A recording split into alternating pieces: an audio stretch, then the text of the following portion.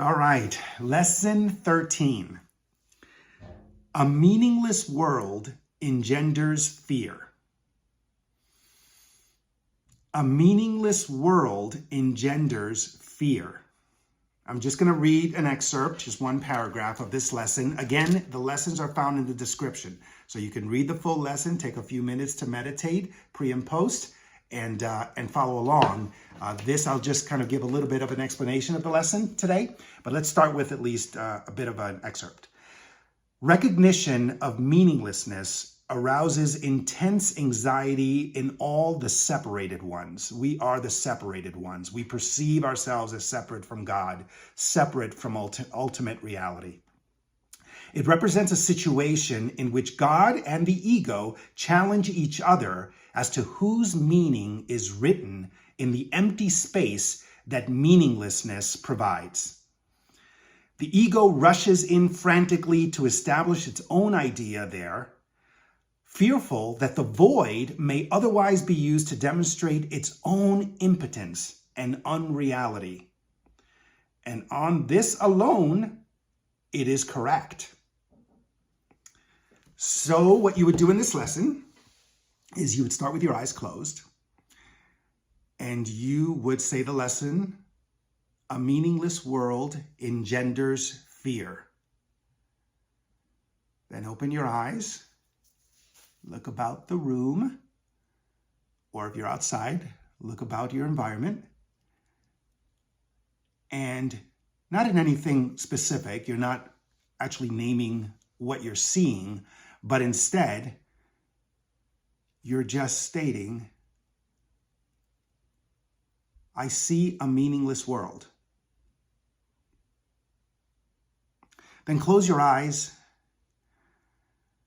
and with your eyes closed, state again the lesson, a meaningless world engenders fear because I think I am in competition with God. And that's it. 3 or 4 times, no more than a minute at a time, you're starting to retrain your mind to see things a bit differently, rather than giving credence and the adoption of truth to what it is that you see, or what it is that you think, or what it is that you believe. You are starting with the premise that what I'm seeing, my ego is choosing to see, the way it's choosing to see it, with the perception and the meaning it's giving it. And that is creating anxiety within us, because the ego is thinking, well, if I don't give it a meaning, if I don't decide to interpret this experience, then what? Then a deeper reality, a deeper truth may be revealed. And what does that say about my process of informing this moment? Subconsciously, if we're not awake to this, we will always fill everything we see with meaning. It's a Pavlovian type of response. We do it automatically. What this lesson is saying is take a moment to question where this meaning is coming from, and also recognize your role in choosing the meaning, because it is your choice. And if you're able to go through this exercise without too much fear and anxiety, then I would include 2 questions. It's not in the lesson, but it's just something that I would include. The first question is, what meaning do I choose to give to this experience? That's a powerful question, because that question will presuppose that you are the one who chooses to give meaning to this experience. The experience does not have an inherent meaning that's sort of a no-brainer that everyone should accept because this is what it means. My boss doesn't like me, for example. I don't know why I keep going to my boss. My boss does like me. My boss likes me, but that's just something that's very common. Most of us give our boss a sort of authority figure, almost a parental type figure, and what our boss thinks is very important to us. Obviously, it's our livelihood, and so much of the time we impose great meaning and importance to what our boss thinks of us. So that's probably why I use that. So I'd say, my boss doesn't like me. That's the meaning that might already automatically come to me. Choose to take a moment and ask, what meaning do I choose to give to this experience? And then the second question is, why have I chosen this meaning?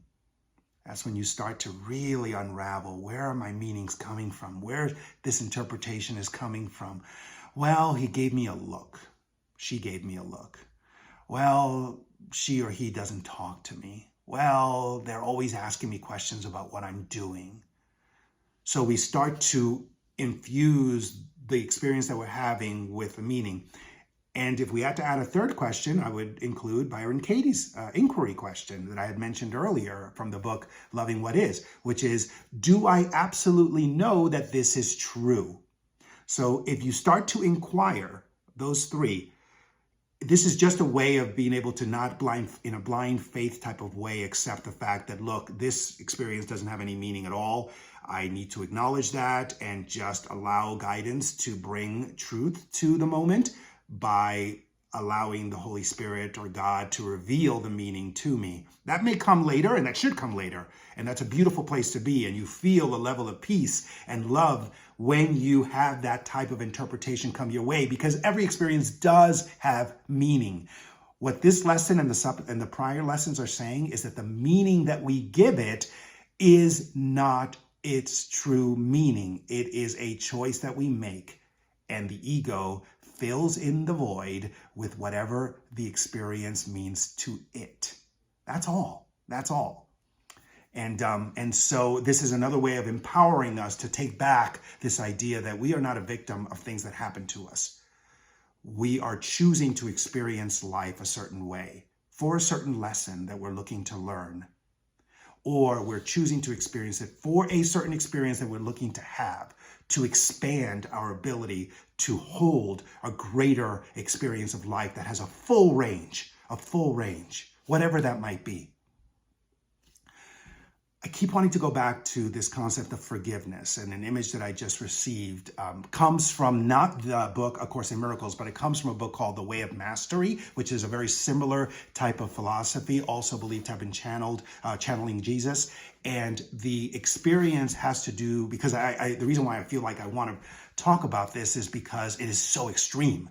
The experience on the cross is such an extreme experience of torture, of humiliation, of shame, of pain, of separation, of feeling abandoned, of feeling rejected. So it's so powerful that if we can find a way to recognize the power of forgiveness in that moment and recognize that what I'm looking to explain is a moment in the book, A Way of Mastery, when Jesus encounters a soldier who is about to pierce one of his wrists with a nail, and he's about to do it, and they lock eyes. And rather than Jesus have any kind of thoughts of vengeance or thoughts of fear, locked eyes with seeing him as he truly was, as God created him. So all he could do was just look at him with love. And this soldier, all he could do was receive this love and could not pierce his wrist with the nail. That is true forgiveness, because forgiveness has to do with, I know what you're about to do in this reality, but I know who you are in God's reality. I know who you truly are. I know the type of person that God truly created that may not be in congruence with what you're doing in this moment, but I know who you truly are. I want you to recognize it as well. And so that is a microcosm of this macro lesson, which the macro lesson is anything that we see can be seen differently. So the meaning that we give to it will engender, invariably, it will engender fear.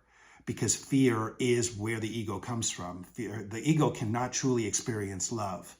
The ego experiences fear in its many forms, many forms. Anytime you have a moment of insecurity or a moment of any kind of discomfort, it is coming from the ego. When we have a moment of love, unconditional love, you know it's coming from God. And so recognizing the non-duality of those, they're not equal. One cannot exist when the other one is present, is very important to this lesson. Okay, lesson 13, a meaningless world engenders fear. See you tomorrow.